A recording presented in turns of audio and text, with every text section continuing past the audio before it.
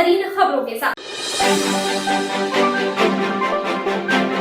हजारीबाग में यास तूफान के प्रभाव से लगातार बारिश होने की वजह से बड़की नदी का जलस्तर काफी बढ़ गया है।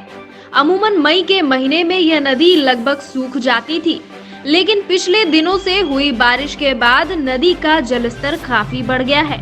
लगातार बारिश होने से नदी के किनारे मिट्टी काटने से एक पेड़ पूरी तरह से झुक गया है और कभी भी गिर सकता है। ये तस्वीरें हजारीबाग बड़कागांव रोड खपरियावा गांव के पास बड़की नदी की है। खपरियावा में बड़की नदी पर बने डायवर्जन में भी गड्ढे हो गए हैं। बारिश के बाद पुल पर पानी जमा होने से आने जाने वाले लोगों को काफी परेशानी हो रही है। यह पुल हजारीबाग बड़कागांव रोड पर स्थित है। इस पुल से प्रतिदिन सैकड़ों की संख्या में गाड़ियों की आवाजाही लगी रहती है। साथ ही साथ हजारीबाग संत कोलंबस कॉलेज के समीप भी एक विशालकाय पेड़ गिर गया है। आपको बता दें कि पेड़ बिजली के तार में गिर गया है, जिस कारण बिजली आपूर्ति भी बाधित हो गई है। साथ ही साथ खतरे को भी आमंत्रित कर रही है।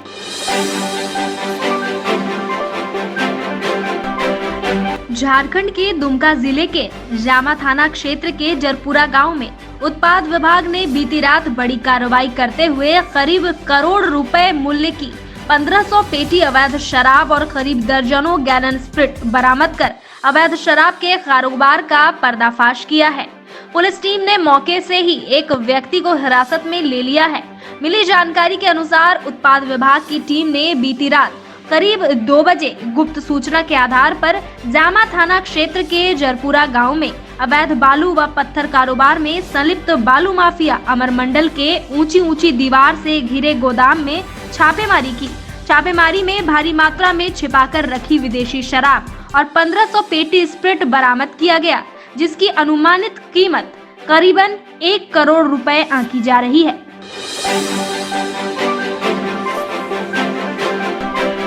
देश में जल्द मिलेगी कोरोना की 4 और वैक्सीन, डॉक्टर वीके पॉल ने दी जानकारी।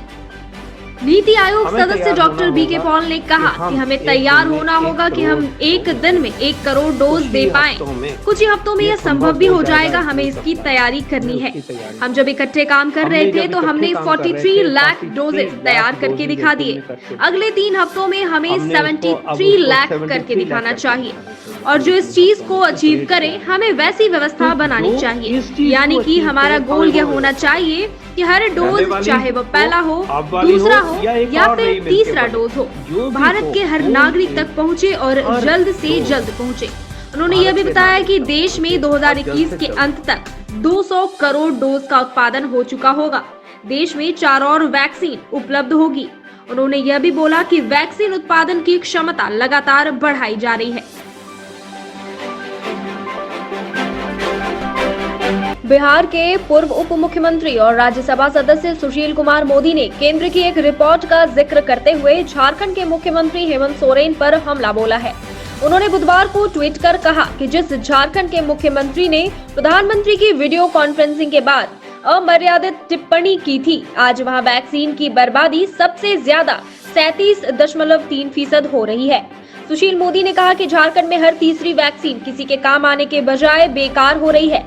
झारखंड के बाद छत्तीसगढ़ का नंबर आता है। यहाँ पर 30.2% वैक्सीन की बर्बादी होती है। वैक्सीन बर्बादी की बात को हेमंत सोरेन ने किया खारिज। वहीं दूसरी ओर इन सारे आरोपों को झारखंड के मुख्यमंत्री ने खारिज कर दिया है। उन्होंने इसे हास्यास्पद बताया है। उन्होंने कहा कि अपनी हताशा में भाजपा हर रोज एक नया शिगुफे छेड़ती है। आज उन्होंने कहा कि हमने 37% वैक्सीन बर्बाद कर दी है। यह आंकड़ा न सिर्फ भ्रामक बल्कि हास्यास्पद भी है। इधर सुशील मोदी के ट्वीट का झारखंड मुक्ति मोर्चा ने भी जवाब दे डाला। जेएमएम ने लिखा, इनसे अपना राज्य नहीं संभल रहा और चले हैं झूठ की नींव पर महल बनाने। महोदय, बाढ़ के समय लोगों को छोड़कर आपका हाफ पैंट में भागना सभी ने देखा है। ऊपर से डिप्टी सीएम के पद से आपको भगा दिया गया। कुछ शर्म बची हो तो बिहार वासियों के लिए थोड़ा काम ही कर लो।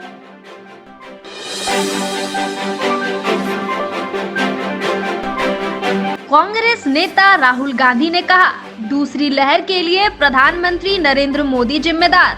वे कोरोना को समझ ही नहीं पाए। देश में कोरोना से बिगड़ते हालातों को लेकर कांग्रेस नेता राहुल गांधी प्रेस कॉन्फ्रेंस कर रहे हैं। उन्होंने मोदी सरकार पर जमकर हमला बोला है। राहुल ने कहा कि दूसरी लहर के लिए प्रधानमंत्री मोदी जिम्मेदार हैं। वे कोरोना को समझ ही नहीं पाए। भारत को दुनिया की फार्मेसी के तौर पर जाना जाता है, लेकिन मोदी सरकार के आपराधिक कुप्रबंध और वैक्सीन की गड़बड़ियों से आम भारतीयों का जीवन खतरे में पड़ गया है। राहुल ने यह भी कहा, अब वक्त आ गया है कि झूठ, धुंधले पर्दे और अक्षम सरकार के दिखावे से आगे बढ़े। प्रधानमंत्री और सरकार से जवाब मांगा जाए, जो कि अपने कर्तव्य भूल गए हैं और उन्होंने जनता को उनके हाल पर ही छोड़ दिया है। कांग्रेस नेता ने कहा, तेजी से बढ़ते कोरोना संक्रमण के बीच सिर्फ वैक्सीनेशन ही बचाव है, लेकिन मोदी सरकार की वैक्सीनेशन स्ट्रेटेजी कुप्रबंधन और गलतियों का खतरनाक कॉकटेल हो चुकी है।